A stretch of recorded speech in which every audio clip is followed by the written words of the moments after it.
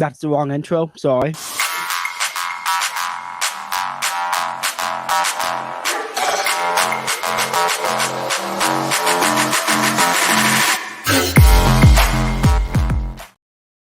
And we're live. I forgot about that intro. That's awesome. I love that one. It's a fun one. I love having different intros for each little segment on the show. Yeah, I like that a lot too. That's because it makes it fun. And also to explain it to me like I'm 5'1" is just funny. I'm actually planning something new that's going to be pretty fun for the podcast. I'll tell you after the episode because I'm going to wait till I get finalized to say it on air. Okay. But it's gonna be fun. It's gonna be wild. But here we are with Connor for explaining to me like I'm 5 at Distributism. Before we get into that, Connor, how you doing? I am fantastic. You and I have been wanting to do this one for like a year, and I haven't read anything on Distributism, and I finally this year decided to do it. So I'm psyched to do this one. Nice. I know nothing really about Distributism. I read a little bit, but if Belloc and Chesterton say it's good, I mean, you know, what are you gonna do? I'm gonna agree with them. I definitely am not an expert. That's why we're doing explain it to me like I'm 5, and we're not doing like a deep dive into anything by any means. But at the same time, I've been reading up on it.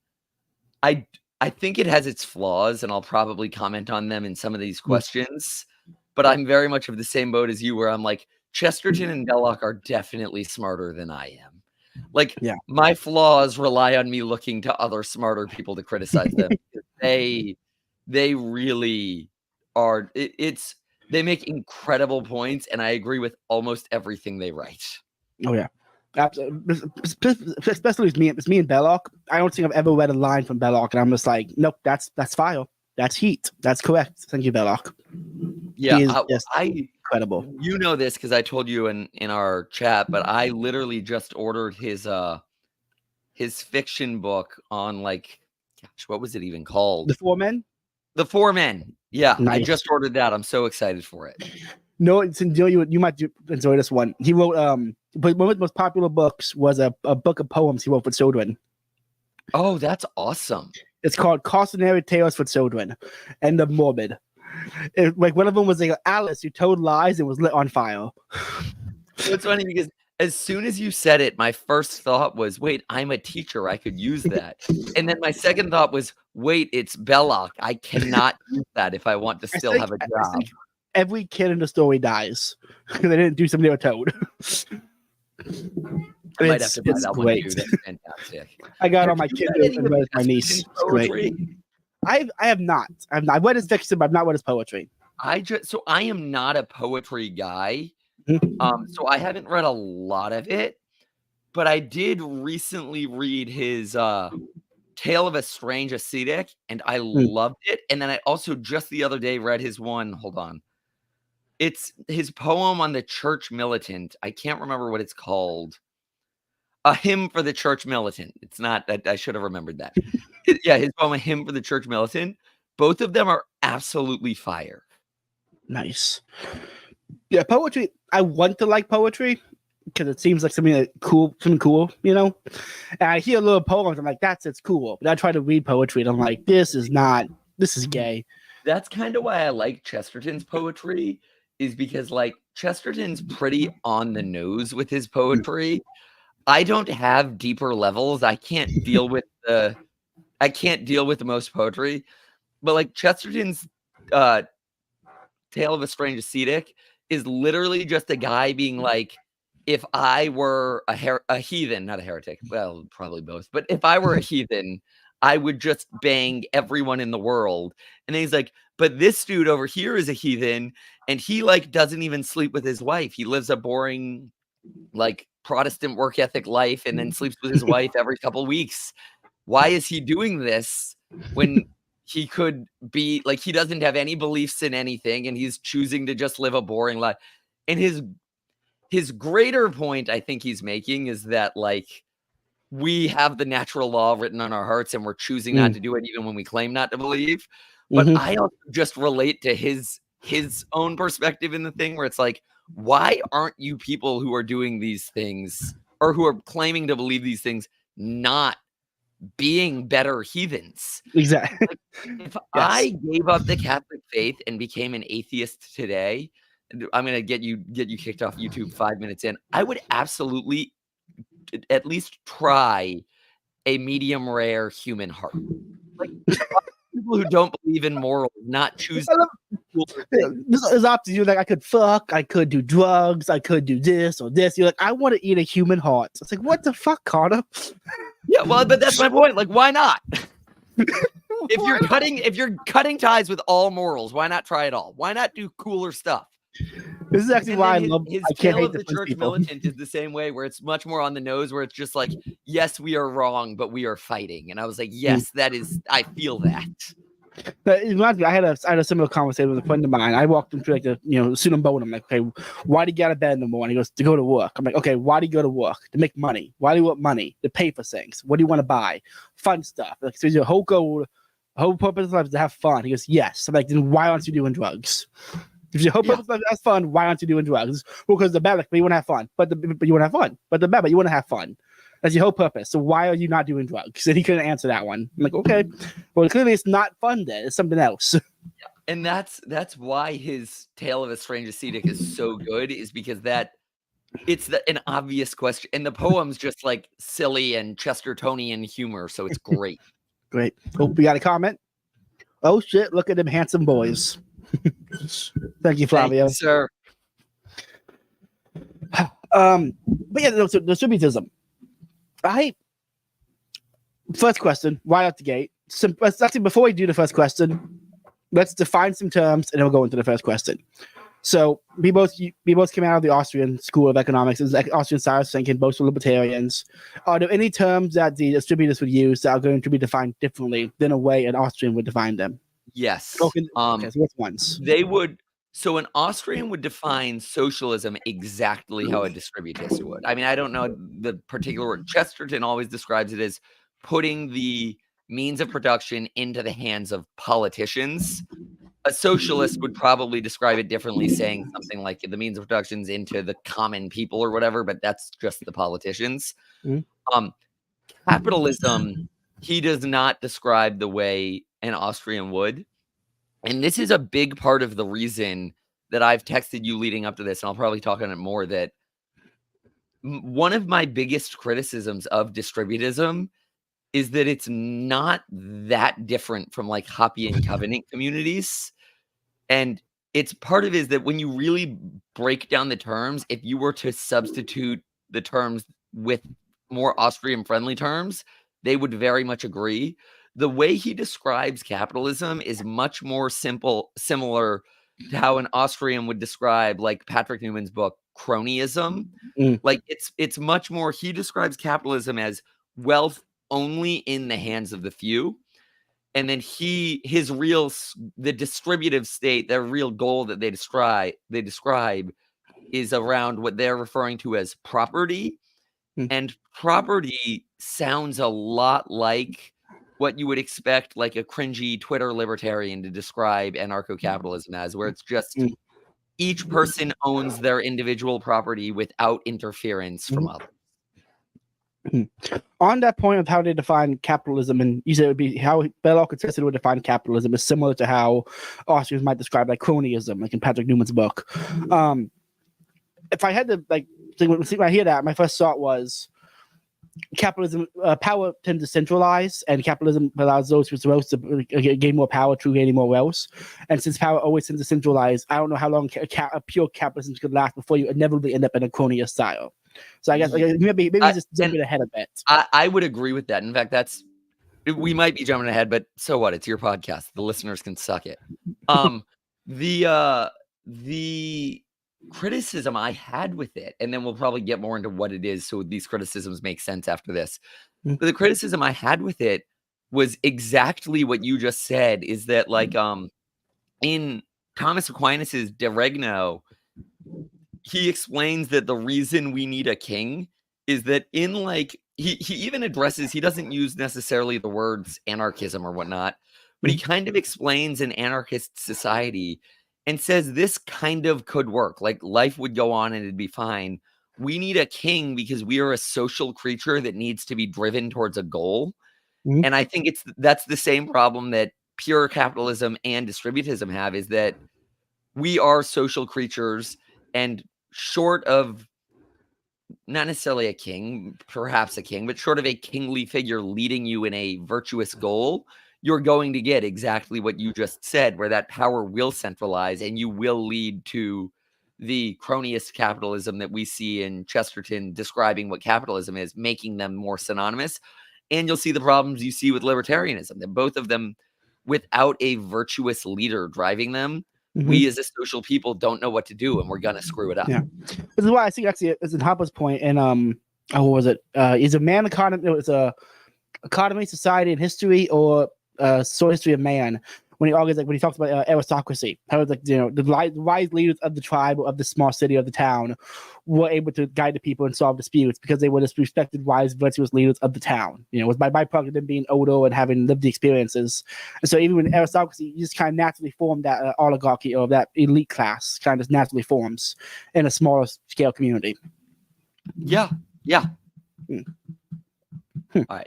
With that, go ahead. I would say, do we want to get to the more basic stuff so our comments actually make sense? Yeah. First, one more question before we get into it. Why does the name Distributism suck so much? You know what's funny? I looked for an answer and there isn't one. There's no reason they couldn't have had a better name.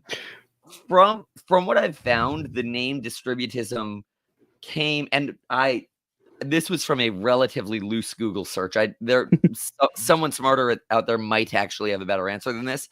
But the best answer I could find for why the name Distributism came about was that it was a response to Pope Leo XIII's Rerum Novarum, which set a lot of the principles for Distributism, and that people responding to it just sort of started using that word describing the Pope's encyclical. Didn't he use distributive justice in the encyclical? Yeah, and that's what I get. Exactly. But like, that's not a good enough reason to have settled on such a bad name. Yeah. Because the one part of it, a big part of it, and especially in Belloc, a big part of it is that distributism is neither capitalism nor socialism. It finds them both in their full extreme to be evil. And distributism really provokes imagery of socialism. Like, that's the first thing you think of when you hear that name. And it does come a little bit from one of the common like jokes that they use to describe what distributism would look like would be for every man to get 3 acres and a cow. So it'd be distributing those 3 acres and that cow. But even that, they could have picked, localism. They could have picked something like that. Distributism is a terrible name, and there's no good reason for why they settled on such a unmarketable name. Yeah. Well, on that point, I think it was the guy who founded the Chesterton Society, Dale. I can't say his last name. Alquist. Yeah, I think Times of Aquinas, he said he wanted to they were going to rename distributism as localism.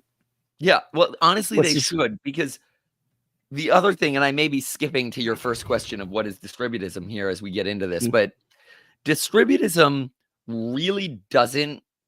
There are Chesterton and Belloc both take kind of shots at it, but there isn't a real firm picture of what distributism actually looks like.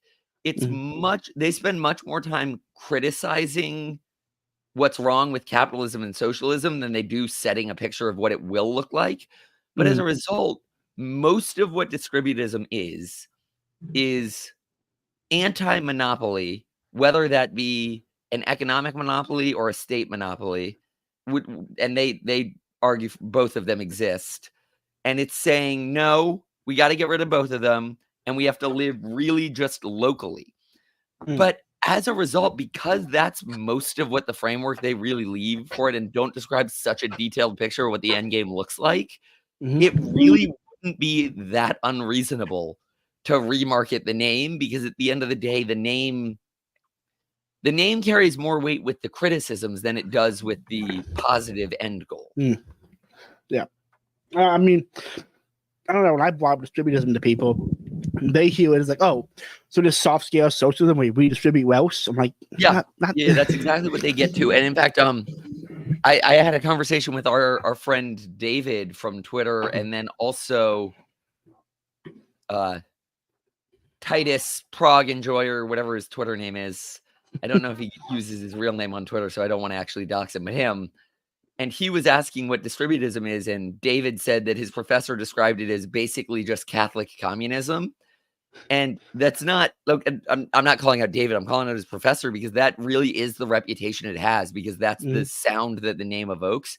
And to be fair, there are elements of redistribution within distributism. Like that, those elements exist. The name didn't come from absolutely nowhere, but the name evokes those elements as if they are much more of what it is and ignoring other things.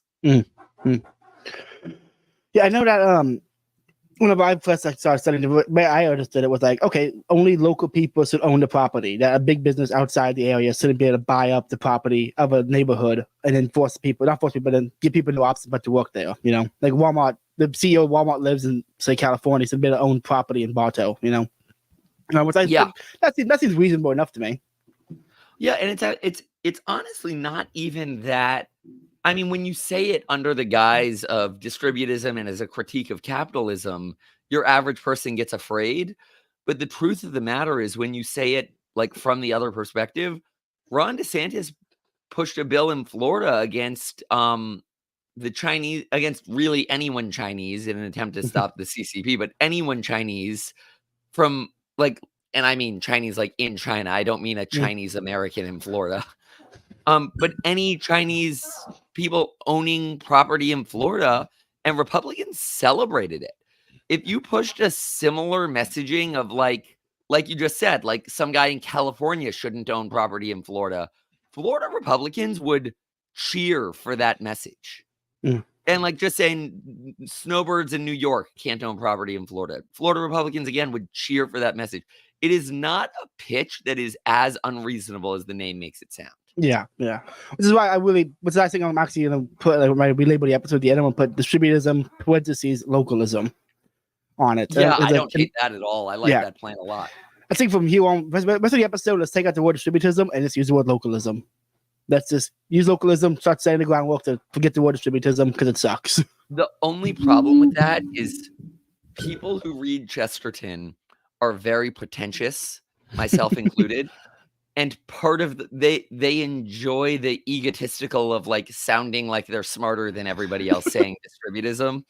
And like, I don't try and pretend to be above this. I'm definitely the same way. And I'm aware of that flaw in myself. I think that's a big part of the reason there's not been any success from the Chesterton Society trying to rebrand it. That's a shame. Well, Thomist Reviews will be trying to continue with that effort to rebrand and only refer to it as localism, because it really is just a better term. And honestly, if I try to talk to, say, I don't know his actual name, someone that's called that emo, hoppy, and Kantian guy. Oh yeah. I'm sure if I ever actually met him, we'd get along, you know. But on Twitter, it's just not happening.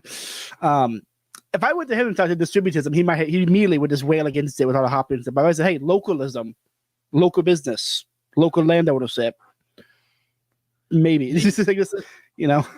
The ultimate result of distributism looks a lot like Hobbesianism.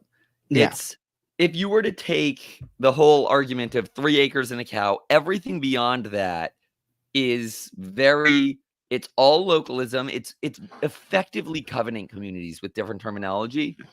The only part that they get upset with is, one, in distributism, they'd be opposed to selling the land from people away, and that would take some sort of intervention. But Hobbesians are very pro having a contract when you buy the land and it being that covenant community. So it wouldn't be unreasonable within that Hobbesianism to have a covenant community where you can't sell to someone without a 50-mile radius or whatever it may be. That wouldn't be unreasonable. And then the real struggle that libertarians tend to have with distributism is that it does call for a distribution of wealth. It does not. The people who are mega wealthy, it would not want to maintain that status. It wants to reestablish a peasantry. In fact, Chesterton describes it specifically as reestablishing a peasantry. But peasant pill, baby. Peasant pill. Let's go. Absolutely. But then on top of that, even from like the most Hobbesian of perspectives, if you were to just look at, I did a quick Google search. Again, this can be fact checked. But if you were to look at the land that just the federal government owns, not the state governments, just the federal government, and you were to distribute it to all Americans currently alive. And in reality, to Chesterton, it wouldn't be to all Americans currently alive. It'd be to everyone currently without land. So there'd be a huge chunk taken out of that in the reality of his argument. But if you were going to give it to all Americans currently alive, you'd be giving every American 2 acres just by redistributing federal land, not privately owned land. And I don't know any Hoppian who would be violently opposed to that. They might make the argument that it should go to whoever paid in the most tax money, which, whatever, there's an argument there. But at the end of the day, that's redistributing federal land and just stopping there would be like 80% of the way to Chesterton's ideal universe. Okay, so before we go any further, let's actually just define localism or distributism. Let's just define it. What is the goal? What is the purpose? What is it? What is the society it is trying to set up? And I touched on it earlier. It is trying to, the ultimate enemy is monopoly. And that's part of the reason for, I know any of the more libertarian people we have following hear that and screech. And that's part of the reason I said he whether you want to blame it as the ultimate consequence of capitalism or as cronyism or whatever cope you want to use to explain why our society looks the way it does today, there is, the way Chesterton describes monopoly exists. Amazon would be a Chestertonian monopoly, and Chesterton doesn't describe it necessarily as like the progressives 100 years ago did, but he does show that there is evil in these massive monopolies. And if you just want to call them massive corporations to make it easier for you to autism your way through that, fine. But Amazon does not care about you. They just don't. And companies like Amazon, as well as the massive federal government, would be the 2 massive enemies of localism. And then Chesterton, when he describes it, he uses an analogy that should ring familiar to anyone listening to this podcast who's read a lot of probably unpopular philosophies that are just not making their way in the world right now. Chesterton's analogy is that their real goal is that they've found a man who's going to a bar every week, and the bar is serving him a drink, and every time he has the drink, he gets sick. And the man sees outside the bar that there's a pile of bodies, and they've discovered that the bar is systematically trying to poison the inhabitants of the community. And he says, look, we need to figure out what to drink. There needs to be an end game where we need to learn that water exists. But it's more important that we just stop poisoning the community. We'll figure out what water is next.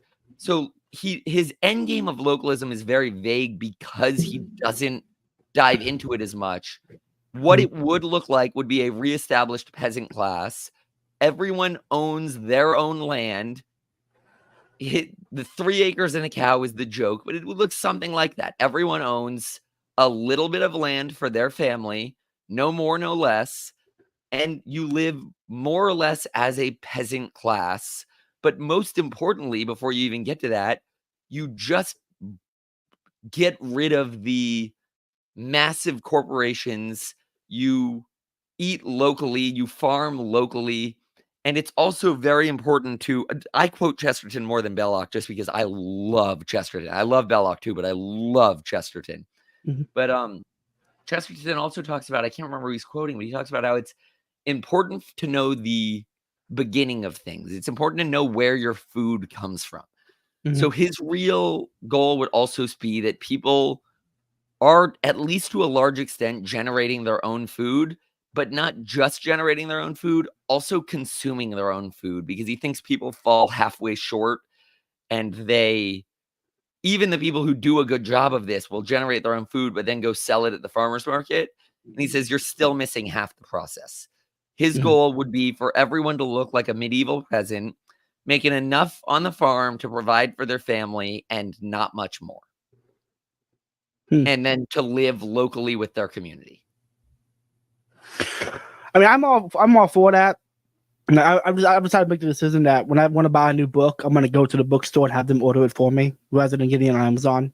Just as a middleman's in the process, but it does feel like I'm helping the local business, you know? I've been doing the same thing, and even as just a middle step to make it easier, like recently I ordered something. It's one of the books on my desks, but I ordered it from the St. Paul Center, and it was like $2 more than I could have gotten a used copy on Amazon for. But I was like, it's literally $2 to help the St. Paul Center. And I'd rather do that than order a book from Amazon. In fact, I don't know if it was Dale Alquist, but it was someone on Pints where he said he actually, if he orders something on Amazon, he goes to confession. And I think that's the epitome of that meme where it's the priest saying, again, weird, but not a sin. I don't know that it's something you need to bring to confession, but I think it's very cool to take it that seriously and recognize like companies like Amazon are screwing up the culture of the world, and they are destroying little communities that used to exist, and supporting them is wrong. And we live in a world that's fallen, and sometimes you have to coordinate with wrong things because that's the world we live in. Yeah. But it is to take it as seriously as to say to even use Amazon, I'm going to confession, is awesome to me. What was it Chesterton who had he hates the big sop over the little sop? Was that Chesterton or? Yeah, that's Chesterton. Okay, I always love that point. I heard the other day. I'm like, I like that. The big sop is a bad sop, and I like how his complaint really is like, no, the customer service sucks amongst these people, and like, so true, so true. Honestly, that is better than all of the rambling I just gave to describe what distributism is. It is, I hate the big shop. I love the little shop. I want to go to the mom and pop shop. That is localism in a nutshell. Well, I'm for it because I love meeting people in the community. So that's a really good idea to me. I would say anyone listening, that is something you should do if anyone listening. If you would say you buy comic books, go to your local comic book shop. Don't order them online. If you want to buy a book, go to a local bookstore or order directly from a distributor. Just meet your neighbors. Meet your people in your town. I used to go. I still do it once in a while. Let's go downtown, walk around, and get to know people. You know, just be part of the community. It's a good thing to do, just to know who you're living with. Yeah, absolutely. I don't do it in a big city where you get stabbed, obviously, because no one wants to care about your neighbors in a big city. But, you know, it actually gets me to the second point here. It seemed like localism would really only work in smaller towns. So it doesn't mean abolishing the big cities. Like, we want the small shop, get rid of the big shop. Then we got to get rid of big cities in favor of small cities, or can distributism work in like a metropolitan type area? Or is that the metropolitan city such a byproduct of the capitalist system we live under that we can't have anything that wouldn't exist naturally? So, like, what's the take on this? I was Googling this question when I read it on your list. And I found a couple people making the argument that it could exist with cities like New York. I think everyone who made that argument is wrong. Our whole point is trying to rename it to localism. New York is inherently not local. New York is so unlocal that you just had to preface it saying you shouldn't even know or people in New York don't even want to know their neighbors, let alone boroughs away that are still New York. I don't think distributism could work or localism. I'm trying to stick to our commitment to that. Yeah. I don't think localism could work. I could see it working in like a few street corners, you know, like say like 2-3 block areas where I had like enough stops there I support my local blocks, you know, but I can't really see it working in any scale. By definition, doing that would be abolishing the big cities. Because if on that block you committed to it, that would mean you're not engaging with the rest of the city. You're effectively separating that block out from the city. And as a result, that's separating out. And I don't know that that's possible. I'd like to believe it is. I think New York doesn't care about its people enough that it would be possible. But like, if you do it on that little block of New York, you're not doing it in New York. You're separating it out, and you're effectively saying that we have to abolish this and separate it from New York to make it possible. It just reminds me of the I can't remember where I heard it, but it was some Jewish guy talking to a black guy, and he pulled out like $5, and you would never see this $5 because I'm gonna go spend it at a Jewish shop, and it's gonna go to a Jewish bank and back to a Jewish synagogue, and it's never gonna leave the Jewish community. And it seems like they're very good actually about keeping it, like the Jews specifically in New York are very good at keeping money in group, you know. Well, and instead of spending his money outside your city, you're spending it in the group and people you know. What's funny is when you say it like that, it jars people. Like they hear black and Jewish and they're like, oh my gosh, you're using a lot of charged terms here. This is getting scary. But the truth of the matter is if you went to any generic boomer chamber of commerce, they're pushing the same argument. They're saying we want people to spend money in our neighborhood and we want to keep the money that is made in our neighborhood in our neighborhood. Like every person agrees with that largely. It's when you get into some like philosophical, whatever, people like to start trying to make it more, but almost every average boring person who is not you're the kind of person that goes to your city council meeting. Most of them just from the get-go already take that for granted that like, yeah, of course I want the money in my town to stay in my town. It makes me wonder. I'm curious now. Like, if there's any graphs on how much money a town makes and how much money is immediately sent out from the town? You know, like there are. Every town has them. I used to work in local politics. Every town has stuff. Like I would that. love to see. I need to look into my graphics for Bartow because I'd be very curious to see what it is. Yeah, like if you look, I mean, I don't know who it would be, but your city council or your chamber of commerce or your economic development board or insert boring local politics jargon here, they have something like that. It seems like localism wouldn't be too hard to sell to make in like a city council meeting. Yeah, well, and that's why the name Distributism sucks. Because most of the premises of localism are things that people really don't have an issue with already. Yeah. And in fact, the people who will have the most issue with it are probably the people who listen to your podcast. Like you get some kind of Austrian libertarianism person who's opposed to any and all use of government. They're going to start getting scared with something like this. But your average person at a city council meeting, if you used very like comfortable words and didn't use the big scary words that Chesterton and Belloc use, they're things that your average soccer mom already believes. So new political ideology, comfortable localism. That's what we're going to call it. We're going to call it that. We're going to sell that. But down on a t-shirt, comfortable localism. I would buy that t-shirt in a heartbeat. And I actually know multiple people that I worked with here who would also buy that t-shirt in a heartbeat, who don't know what we're talking about, but would just buy that t-shirt because they worked in local politics and like home rule. Yeah. No, I was already sold on this before we started, but I'm getting even more sold on it as we go on. You know? Because it's like, yeah, I would think within our lifetime, because of how power structures are set up, we'd ever actually get to a point of like a distributive society or a localist society. But there are major steps that could be taken that would be beneficial for the community that could be taken in a very easy way.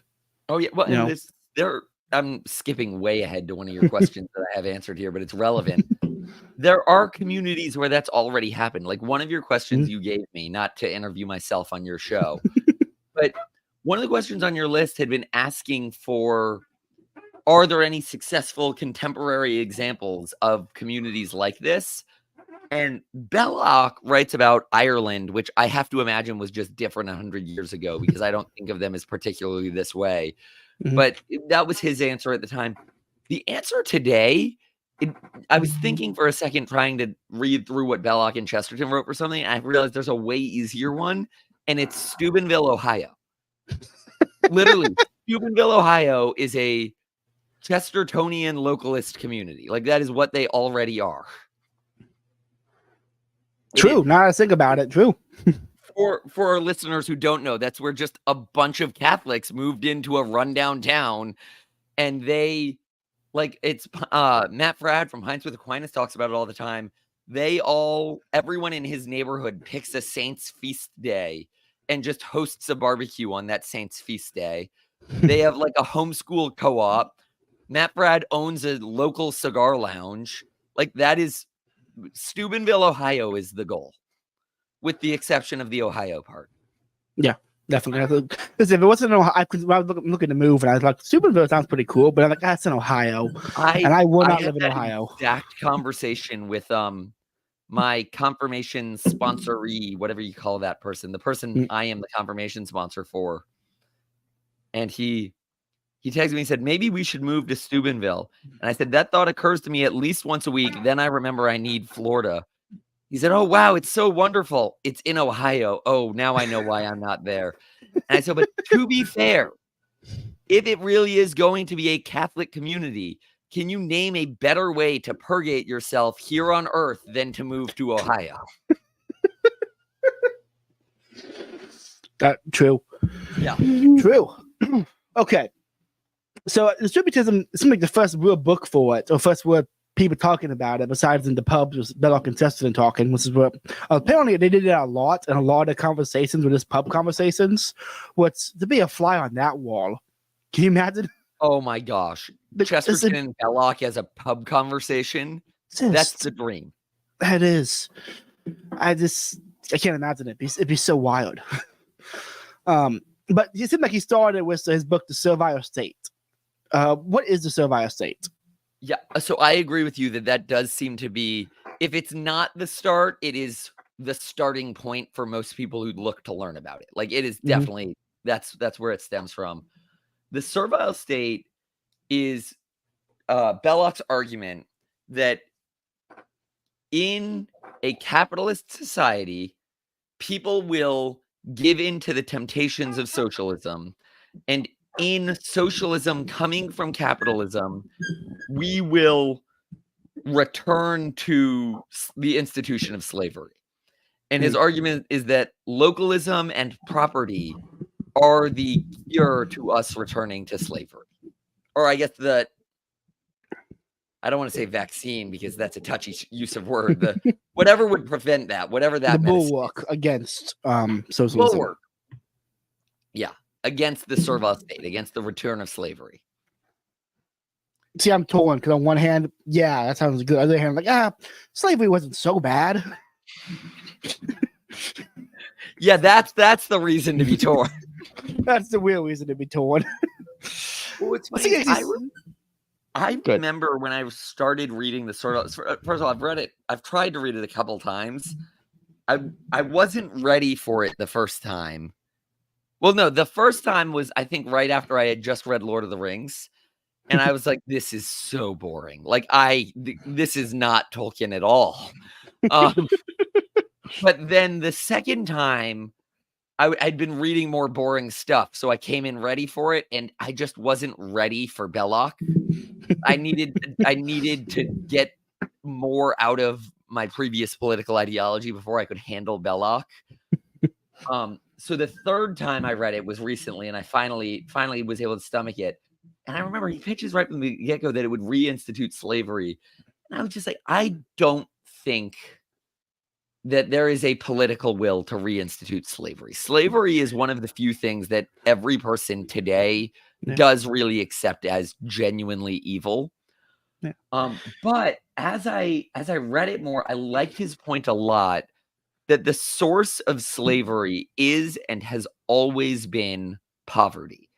Slavery, I mean, there was, you can get into it with American slavery, where it was obviously racially oriented, and we had specifically African black slavery with a white ruling class. We had multicultural.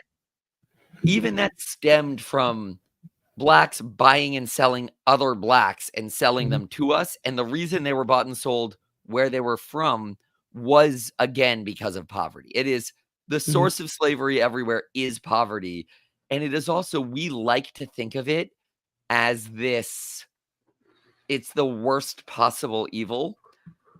But Belloc makes a good point to show that, like, if you are in genuine destitute poverty, to agree to enter into some sort of slave deal where you will work for free for the remainder of your life, but you get to live under a roof and you get food, which is what most slavery was. Like, where we isn't this Isn't this Block's point where he disagrees with a bunch of people? Where Block's it's perfectly just it is perfectly within libertarian ethics to sell yourself into slavery. That's absolutely Block's point. And I actually made a note when I was preparing for this podcast that when you are going to be a libertarian, you have two options. One, you take the Hoppian route, and Hoppe ends up getting you much closer to distributism than most Hoppians want to admit, or at least than most libertarians want to admit. Or you take the Block route, where you say that the institution of slavery isn't that bad. But the reason Block's able to get to that point is that historically that has happened, and that the institution of slavery is not as bad as brutal destitution, as full-on homeless starving to death. Because homeless starving to death is actually worse than being whipped. But the other thing is, the picture we have of the Southern slave owner here in America was very rare in the institution of slavery. Now, obviously, this should go without saying. The institution of slavery is wrong. The church has condemned it. But it is, as a victim of it, it is much less suffering than slowly starving to death. And that's why slavery has always arisen. So and I want to add that when a father could sell himself into slavery and give the kid a place to live, there is virtue in that. There's absolutely virtue in that. Many of the Greeks and Romans had no, my great-grandfather was a slave. I'm not anymore. We got ourselves free. Okay. I mean, there wasn't like any shame. There wasn't a whole bunch of shame about having a slave ancestor.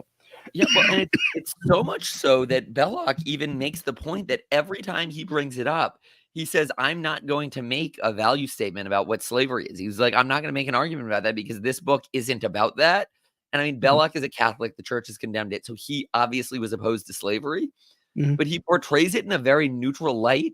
But in so doing, it shows how the institution of slavery has come about again and again, because he breaks down your natural emotional response to it.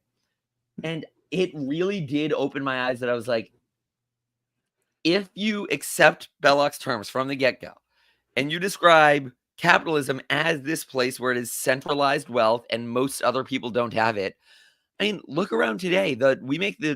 Everybody makes the joke, you'll own nothing and you'll be happy. That's very real. I was talking to someone the other day and somebody mentioned owning a house, and that person described it as the modern equivalent of a mansion. And the real reason for that is that the average person, while they have a fancy cell phone and they have a fancy whatever, and materially they think they're better off than they were 100 years ago because they do have technology they didn't have 100 years ago. I am one of my wealthiest friends and I live in a trailer and I have like $60 to my name. But I own my trailer, and that's more than most people of our generation are able to own. The argument that the society we live in today is leading to the average person not being able to own much, and that would lead to poverty, is really not that unfathomable when you look around. No, it's definitely not. And as a result, it makes it a lot easier to accept Belloc's point that look around at the society we live in today, that is currently happening. And the source of slavery every time in human history has been poverty. So if that poverty really is happening, it is not unreasonable to see slavery come back in that regard in the servile state. Especially if it's like a wage slave form of slavery, where it's like, Walmart gives you a job, BlackRock owns all your property, you get to rent out from your duke and overlord of BlackRock and Walmart. And that's exactly how it would end up happening, because the word slavery has too much weight. We'd never go back to slavery. But Disney right now, part of their payment, if you work at Disney, is that they have apartment buildings that you can live in. And it's really reasonable to see a world where you work at Disney, you stay in the Disney apartments. They don't even pay you. They give you food and apartments instead of money. And then they give you money because we are so afraid of the word slavery that they give you money that you don't use. That you're going to spend at the Disney parks. Yeah, exactly. And your life is effectively that. You're just a surf for Disney. Yeah, you're a surf for Disney in the Disney company town. Yeah, that currently exists. Like, they don't use that vocabulary, But that's how most Disney, I can't remember what they call them. They have a magic special word. Cast workers, Cast members. Cast members, yeah. No, it is when I was thinking about the other day, like, I'm kind of a surf right now. I moved back. My apartment lease went up. I'm moving soon, so I want to restart the lease. I moved back with my parents for a few months. I work for my dad. And I drive the company truck. I'm kind of a surf right now for my boss, which I don't mind because it's family. But it is like when I'm realizing now, like, okay, this is it's a weird situation to be in, and it's not possible to imagine scenarios where, you know, a giant mall has like a Target, it has a Walmart in there, it has like a Target, Starbucks, a club, a bar, and you have apartments behind it. It's all owned by Target. That's not an impossible scenario to imagine. And part of it is just the same distributism problem. That distributism is an awful name. So surf is something we're afraid to say and whatnot. But if you change the vocabulary, there are just a lot of people living already today. Wages. It doesn't look, wages. And like, it doesn't look that different from that. Mm-hmm. Which so is really weird. It's a Disney employee. Yeah. When I first went to Survivor State, I didn't understand it. And I was like, it was so jarring to how I currently thought about like economics and political thoughts. But then I went back to it after trying to listen to Jeremy some more and Grant. I kind of went back to it, reading some Chesterton Belloc, and it's a good book. It's a good book. It's a little slow, a little dry, but it's a pretty good book. Yeah.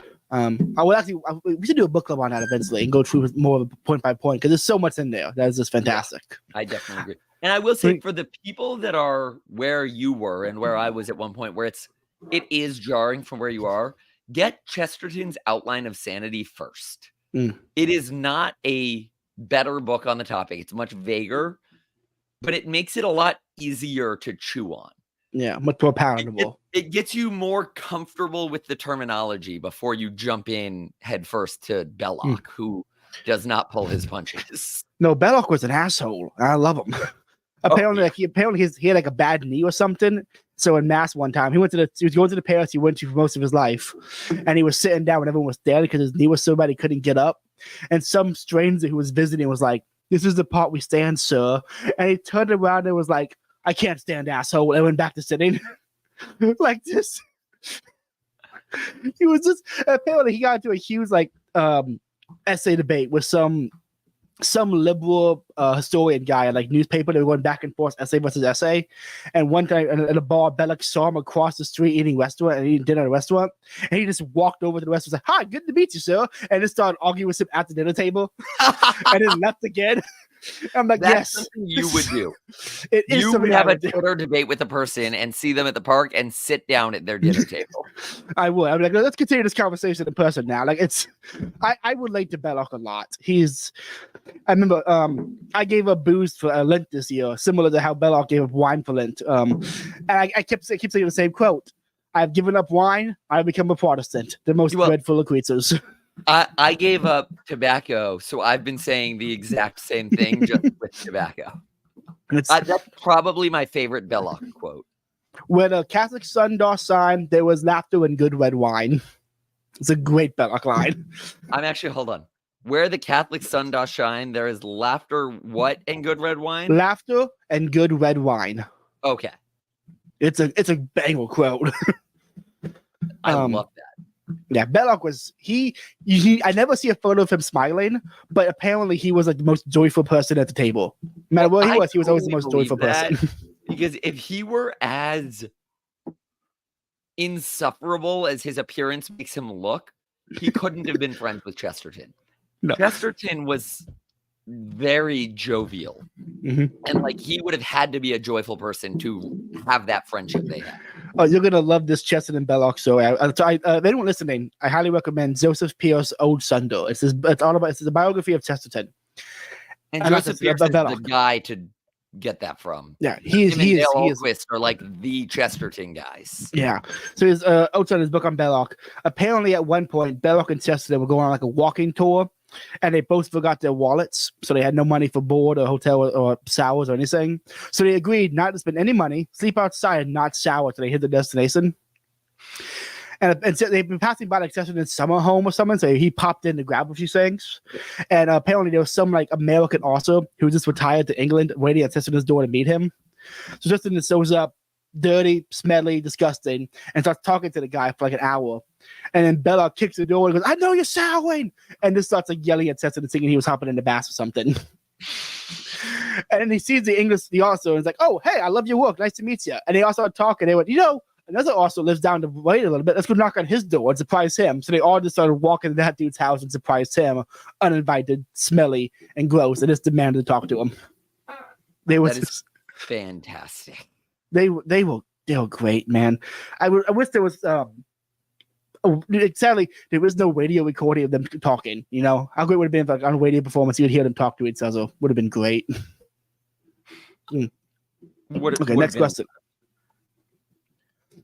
This is a fun one. What was the historical context that caused the creation of these ideas? So I was looking into that. It was very similar timing to when Mises wrote Socialism. So it was the same context of socialism being on the rise. It was, I want to say, Servile State came out in like 1912, which I actually think might have been around when Human Action came out or something like that. Oh no, 1912 is when Orthodoxy came out. That's why the date's sticking in my mind. But it was the same time Mises was writing condemning socialism, and it's all the same context that brought him to condemn socialism, seeing it on the rise. But Chesterton and Belloc took it at a different angle, where they also were condemning the centralization of economic power and the appearance of like the trend towards these monopolies we're beginning to see, that we do see, and these just mega corporations trending their way.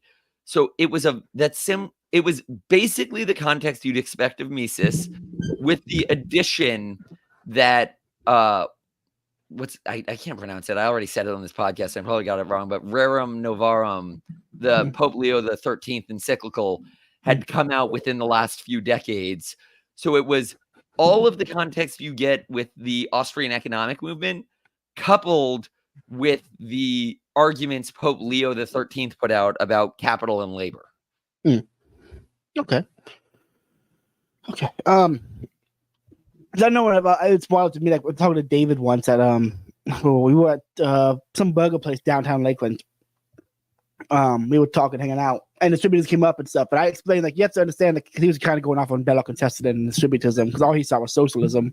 I don't know if he still thinks that. I'll have to talk to David about it soon.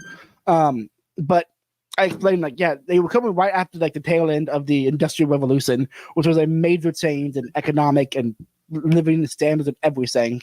And they saw, hey, child labor in the mines is not necessarily a great thing, Well, hey, maybe no one owning things is good. Actually, that might be bad. And they wrote in context of the of that. What I think is, it makes you just rereading Ted Kaczynski about the Industrial Revolution, and I'm like, nope. I mean, there's an argument to be made about the Kaczynski Hopper Belloc connection. I have one of your questions you wrote down. You wrote Distributism, but we're doing localism, reconcile traditional values with modern economic realities, such as technological advancements and changing social structures. My only note I put is Ted Kaczynski. And I was thinking of Ted Kaczynski's old note of, or old quote, where it's his one criticism of conservatives in his manifesto, where it's like 2 sentences, if even, but it completely is his argument against conservatism. It's a good one too. How do conservatives expect to conserve the culture when they're not conserving the same economy and technology that created that culture? And he said it better than I did. Probably not much, but he said it better than I did. And it's exactly that, where it was like the Ted Kaczynski connection is real. I've been describing Chesterton and Belloc as what Kaczynski should have been. Like what Kaczynski would have been if his brain weren't fried in MK Ultra. No, I want to make a group. I'm gonna deal with a few people later. I have a podcast idea involving Hopper, Chesterton, and Kaczynski. That would be phenomenal. This is a weird like Venn diagram almost of those people. But there really is. Yeah. It'd be a really fun Venn diagram conversation. exists. That'd be a wild conversation to have. Like Jared from In Democracy and like Aaron from Time on Us. That would be a wild. Then you and me on it. That'd be a wild combo. That would be phenomenal, though. I might have to text some people after this, see if I can do. That would be fun. Okay. So we know that the localism or distributism came about mainly because was it Pope Leo? Who wrote Rome Pope Leo the 13th. He is my favorite. Pope Leo the 13th. I think is this one. Hold on, I can't remember what this is. I'm gonna turn the camera on for a second and flash the image here. Kind of a picture of him. This guy. I'm 99% sure, but I don't really know what he looks like. Hold on. Look it up. I'm gonna look it up. It's gonna bug me. Pope Leo. No, not that guy. That's not. Yeah, no, not this guy. Okay, because I know one of those posts is like the bonus. I'm not good at like classifying dates and times, so I just call it the black and white popes because they were all black and white photos. Okay, yeah, that's fair. No, I love Pope Leo the 13th. I started reading him. If you've ever heard of that book, The Popes Against the Modern Errors, it's on my list for the year. It has a couple things from him in it, and as soon as I read that, I was like, I love this guy. But anyway, you were saying. But the word they used for distributism came from like distributive justice that was used in Rome Novarum. Since the idea of distributism and localism has kind of been more formalized into like an actual ideal, which I still don't think it's been fully formalized, was my biggest problem with it, is that no one has actually seemed to like actually, particularly when about libertarians and Hoppians, they have formalized their ideas. Monarchists have formalized their ideas. Localists have not really had someone since Belloc and Chesterton who's actually tried to like formalize and explain the ideas. And even Belloc and Chesterton did not thoroughly formalize them. They you can tell that it's the result of pub conversations. It's very descriptive rather than prescriptive, which is one of the weak points of the political formula. Exactly. 100% correct.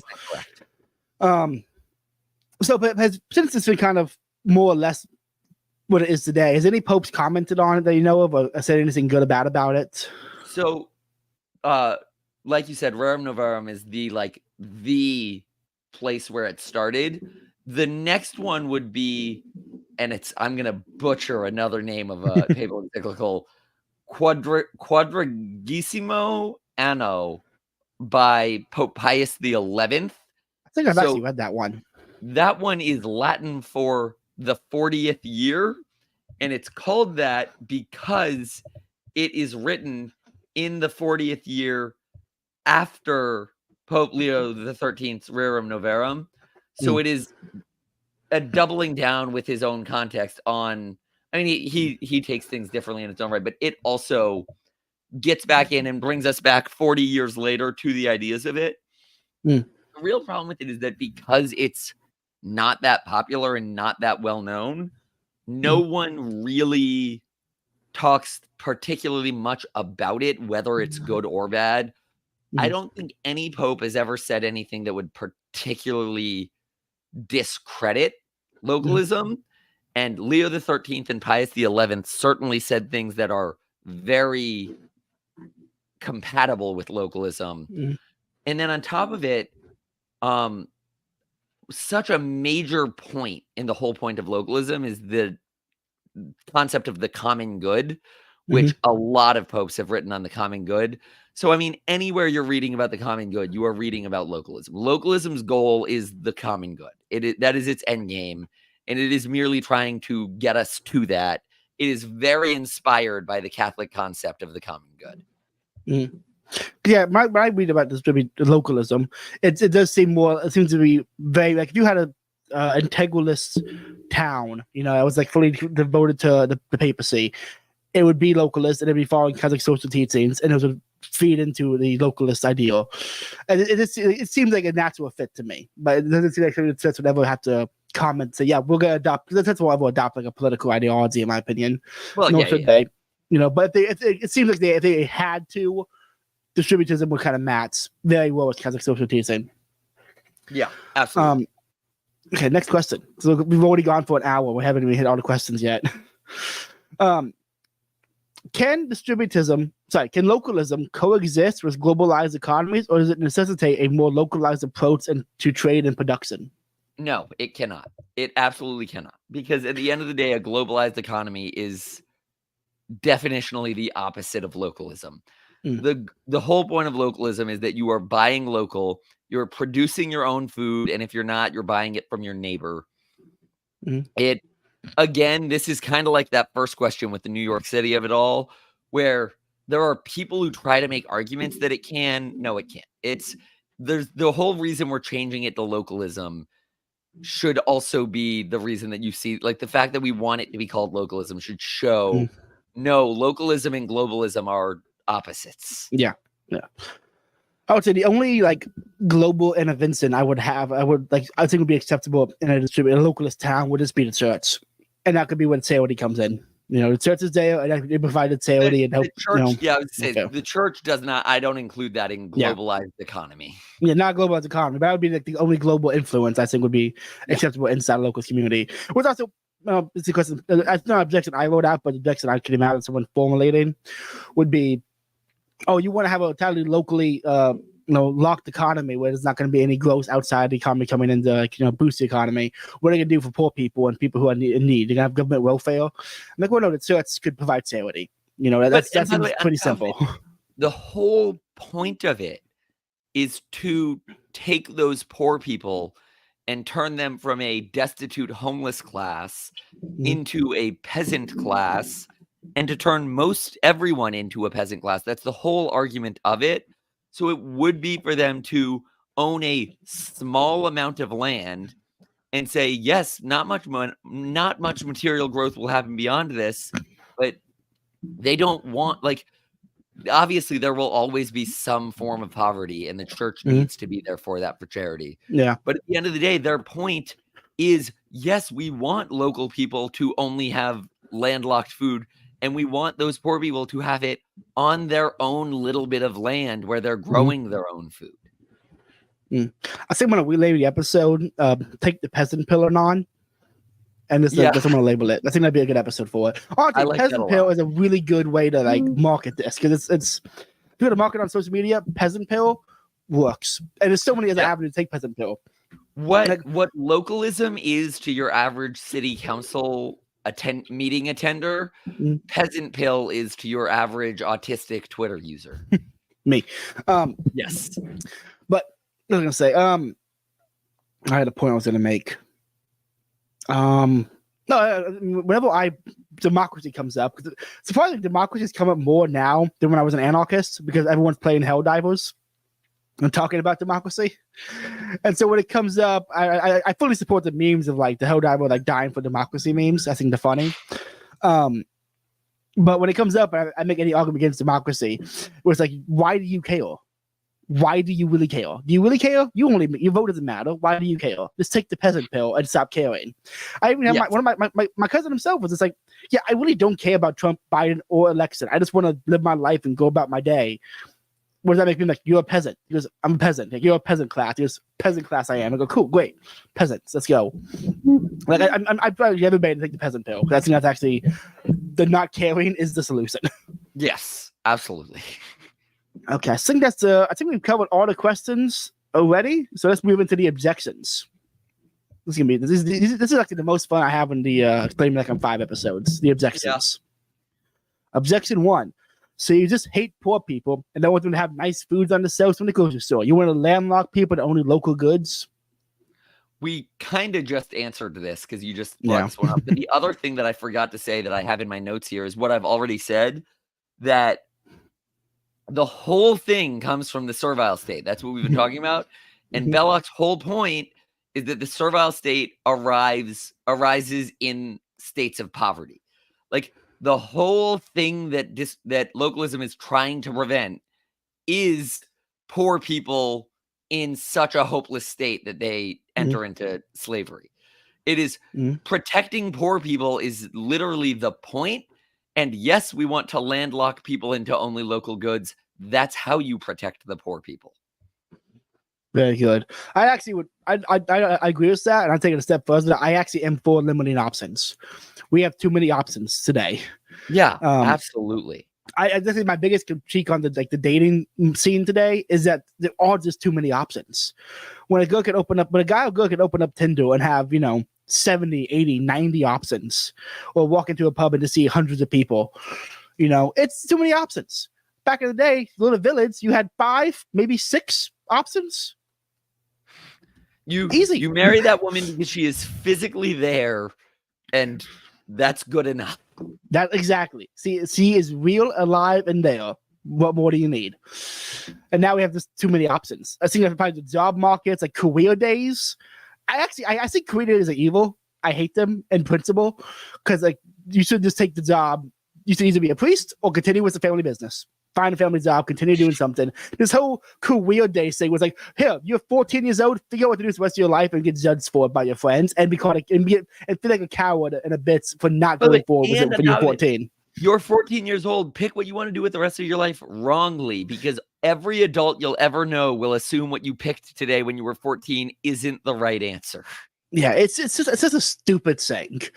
And this is why there's so many people who take those gap years to figure themselves out and for high school to college. I'm like, you need a gap year because you have too many options. You just knew I'm gonna go do this or this. Done. You do it. No, this gap year. I will say that's where you and I draw the line. I think the gap year mentality is very Catholic work ethic and very similar to the peasant pill. I think the mentality that leads you to say, screw it, I'm going to drink in Europe for 3 months is actually a pretty cool move. If they were going and doing anything fun, I would agree. But people I know take gap year and it's been a year smoking weed. Oh, that's right. You and I are from very different backgrounds. Yes, yeah. We have to. So when I played a gap year, I'm like, oh, you're taking a year to jerk off and smoke weed. Okay, that's lame. Go to Europe. Yeah. Do something cool. Okay, objection 2. Distributism sounds like it's trying to split the difference between capitalism and socialism, but Austrian economist Ludwig von Mises says that the middle of the road leads to socialism. How does distributism deal with the individual greed of people who would try to amass more property and therefore more power to upset the localist scheme of the society? Okay, I have a couple points on that one. The first one is that I'm actually not making the point. I was going to be nitpicky and say it's not splitting the difference, but for the sake of conversation, it is. The first point then is that if Mises was ever his most wrong about anything, it was the middle of the road leads to socialism. The middle of the road does not lead to socialism. The middle of the road might lead to socialism or whatever you would. But at the end of the day, no country is currently massively capitalist. And all of them, very few countries have really gone to socialism. There have been the ones that did, and the ones that did failed and went back to the middle of the road. Most nations for the entirety of time have been the middle of the road, and it does not always lead to socialism. Yeah. That's my biggest complaint is him having written that. As for how it deals with that, one point that Chesterton makes is that as you establish more of a peasantry class where people are not desperate in poverty, and it's more just an average person living on the family farm that they've lived on for 5 generations, people are much less likely to sell. So that the desire to sell comes much more from that desperation, especially if you were to commit to the locality, because the other desire to sell is to move somewhere else. And if you're committing more to that peasantry, you're not moving somewhere else. This is where you're living, and this is where your great-great-grandchildren will live. So that desire to sell it to someone who would be attempting to amass property isn't there in the same way it is right now. Another factor would be that government intervention is not ruled out. I say that this is very similar, and that's my complaint about this, is that it is similar to just straightforward Hoppe and Covenant communities, which I think still falls short of what's needed. But it is not the same. While most of Chesterton's descriptions of what it would look like don't include any sort of government action, he has no qualm with government action. And in fact, he routinely describes just if there's a government, its role is to keep property in the hands of average people. And not just in distributism or in localism, but for most of the time, the government had its property and it would collect whatever tax from the people there was there, but it would want the people to keep their property so they could keep a mild tax. And I mean, that's Hoppe's whole point about why a monarchy is preferable to a democracy, is that if you can exploit the people for many generations, you want to keep them somewhat lively and not exploit them out of everything right away. So in a world of Chesterton and Belloc having their dream, when Amazon came to buy up your little land, you would say the government would be more than welcome to step in, or even like what we talked about earlier, just Californians trying to buy land in Florida. No, sorry. Have a nice day. Goodbye. But then lastly, Chesterton and Belloc's biggest point, and one of the key components of distributism, is guilds, where it would be these voluntary associations of craftsmen, and they would set the norms, and those guilds would be very big on saying, no, you don't have guild approval if you're from California, if you're from not here. That's no. Have a nice day. Goodbye. Yeah. So the guilds would make a comeback. I'm in favor of the guilds. Chesterton is very pro-guild. I assume Belloc is as well, but Servile State is more a criticism, so it doesn't talk as much about it. So I don't know Belloc's stance on guilds. I assume he's pretty close to Chesterton. I would assume as well. Chesterton talks about guilds a lot. Sadly, I think Belloc really. I have the collected works of Belloc on my Kindle, and under the economic section is only the Servile State. He didn't write any of the essays or any other thing kind of related to localism or distributism. Sadly, I wouldn't unless he did. But really he wrote on so many topics. Yeah, but he wrote on so many topics that it's kind of like, okay, this one has to take a back seat to your Crusade book. That's fine, Or if you had chance, the Crusade book was awesome. It was awesome. If you had chance, his book is it's like an essay, "The Catholic in the War," and it's how Catholics should respond to World War II. Very good book. It's very short. Many books very I have good. to buy. It's. I think you can probably find the essay online. But yeah, Belloc. I recommend everyone to read Belloc. Belloc's fantastic. Yeah. Okay. Objection 3.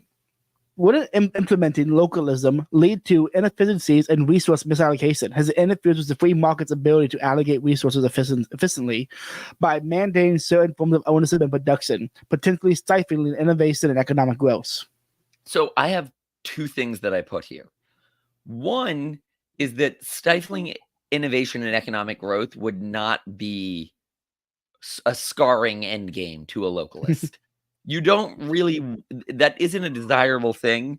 And that's always been, to me, the problem with libertarianism is it strikes capitalism. I think everything Austrian economics says about what capitalism will yield is correct. It will yield the most material growth, the most economic growth. But those aren't inherently, those are good if you are a materialist and you have no worldview beyond what we can see and feel. But if there is more to life than simply what is physical, economic growth is not the best thing in the world. And innovation and economic growth being stifled, there are scenarios where it's worth stifling them. Like Amazon is an economic growth. It existing is one of the most incredible economic growths of all time. But it destroys communities. It is the big shop that destroys the little shop. It ruins cultures, and it is okay to stifle that innovation and economic growth to preserve what's being lost. But the other thing I was going to say is that while economic inefficiency or economic growth and innovation would be stifled because you couldn't expand outside your community, you wouldn't really be building up wealth in the way capitalism encourages it. The inefficiencies and resource misallocations really wouldn't be true. The only distribution that anyone in this field ever calls for is a very first time to restore a peasant class and to give property, to get everyone back to having their own property. The reality of the matter, though, is within your community, you own your property. They are very big on it. Is Chesterton makes a point, it is not communism. The community does not own the property.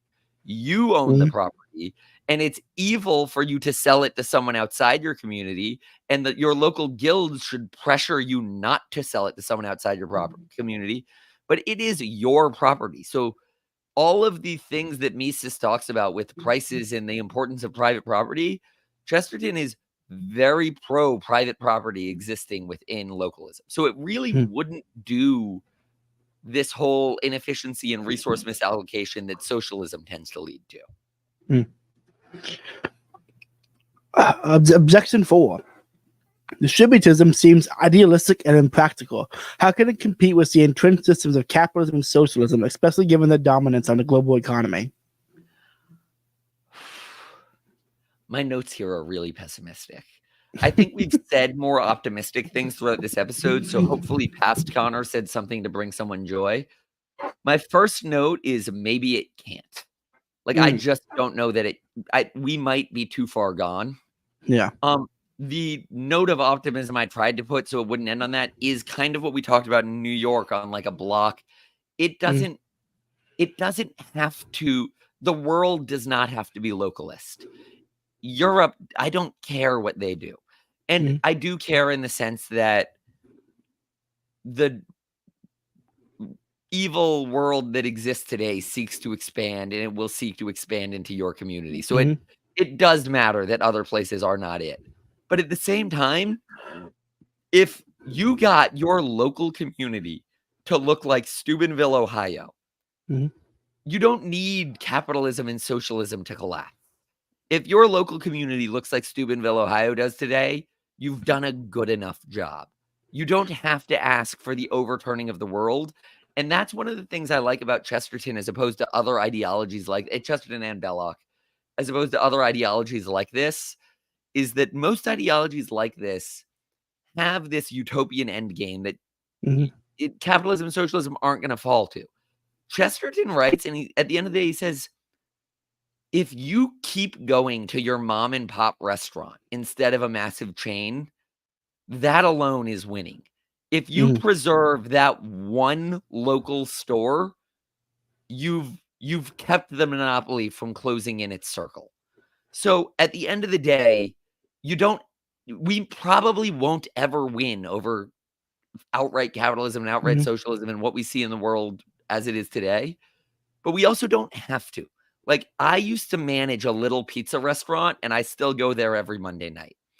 As long as they are still open on Monday nights for the remainder of my existence, that's more important than everything toppling. I like that point a lot. I think there's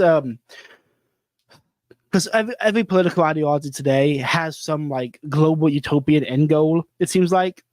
Even if it's just like I want king of my area, okay, that's not going to happen. Sadly, we might get a dictatorship, but we're not going to get a king in America. But flying under the radar, a local community that kind of like it's not not trying to affect everyone else. It's like, hey, no, keep it local, keep it important. Local people own things, local people spend their money here. Just kind of fly under the radar and not engage the outside world, but just kind of focus on the actual community. Seems like a much better solution for the town because you can't. It's actually. I hate bringing it up because I don't like bringing up Jordan Peterson points, but it seems like the equivalent, like clean your room, then clean your town. Stop there. Well, and the thing is, at the end of the day, obviously Chesterton and Belloc would love to see the whole world turn to localism in their own little communities. But like, if you do the Peterson equivalent of clean your room, clean your town, that's it. Chesterton saw little things like that as enormous victories. Yeah. No, that's good. That's good. Okay, 2 more.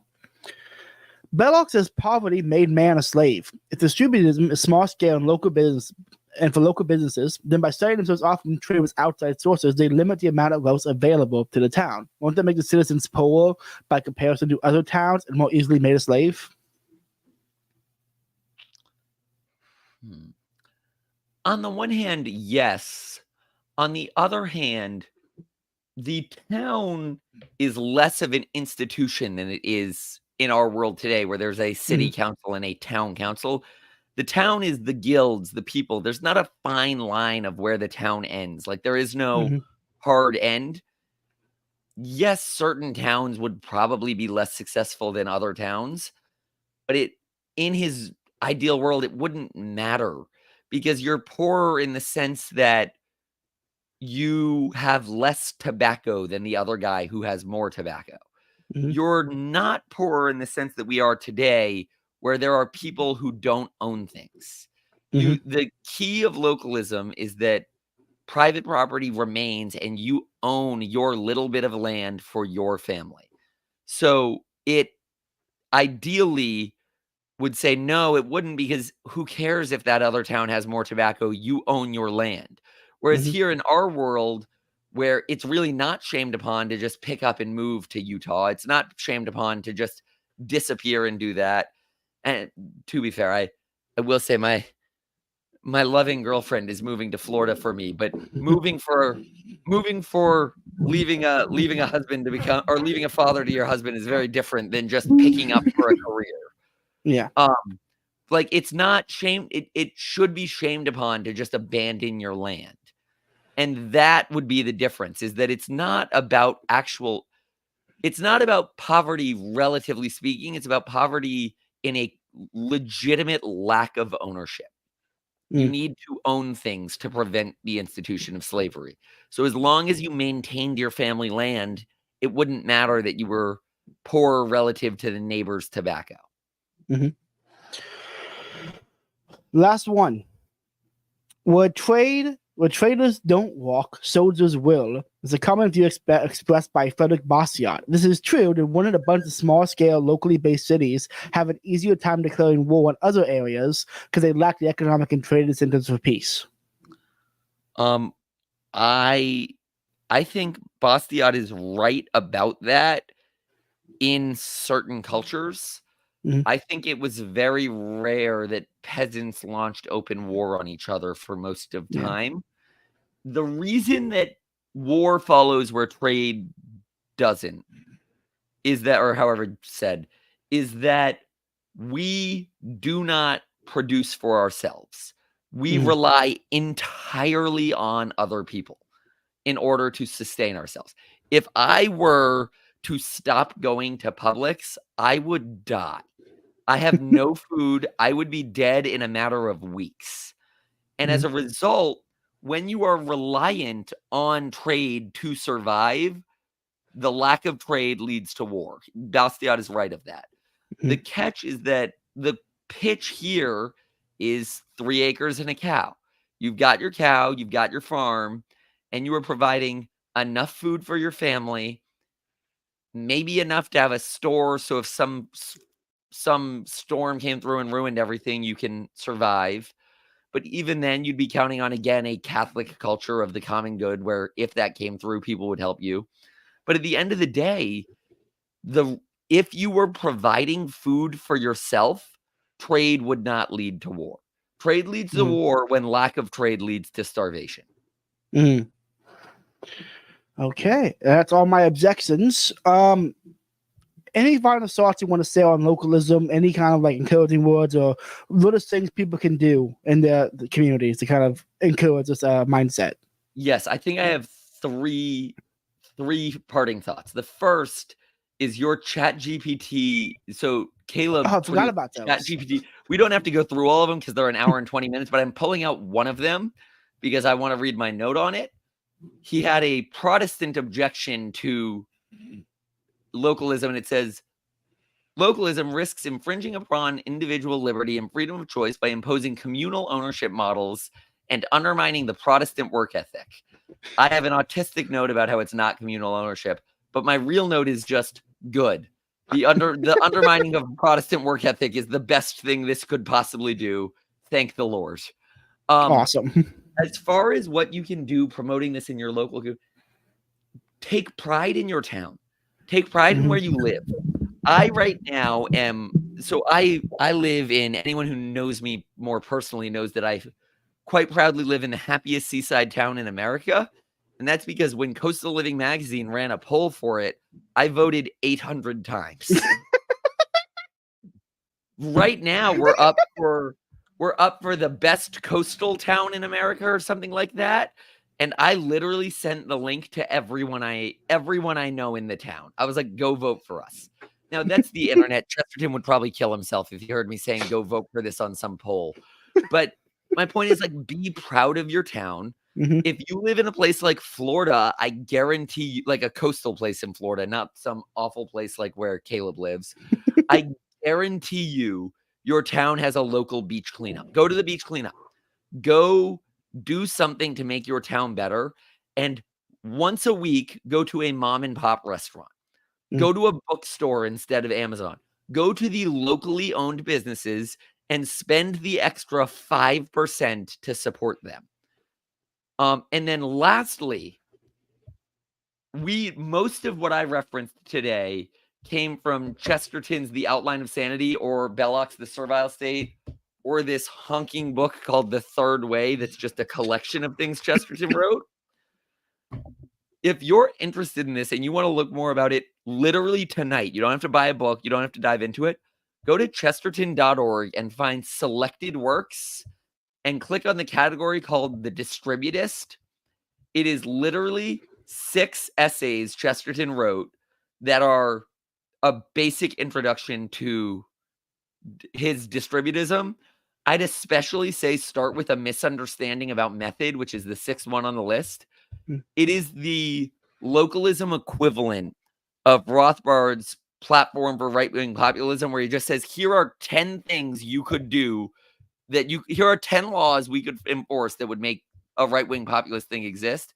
Chesterton rattles off, if we taxed contracts on the sale of small property, we did something like Napoleonic testamentary law and the destruction of primogeniture, the establishment of a free law for the poor, so that when big companies are trying to abuse the poor, there would be legal defense for the poor, the deliberate protection of certain experiments in small property, if necessary by tariffs and even local tariffs, subsidies to foster the starting of such experiments. That's where libertarians get scared. That, and I guess the taxation of contracts, and a league of voluntary dedication, and any number of things of the same kind. Those are his 6 pieces of advice where he's just like, that would lead to a localist society. And it wouldn't change the world, but it'd be winning. So go to your local restaurants and do what you can for your town. And then if you have any political authority within your town, do little things for that.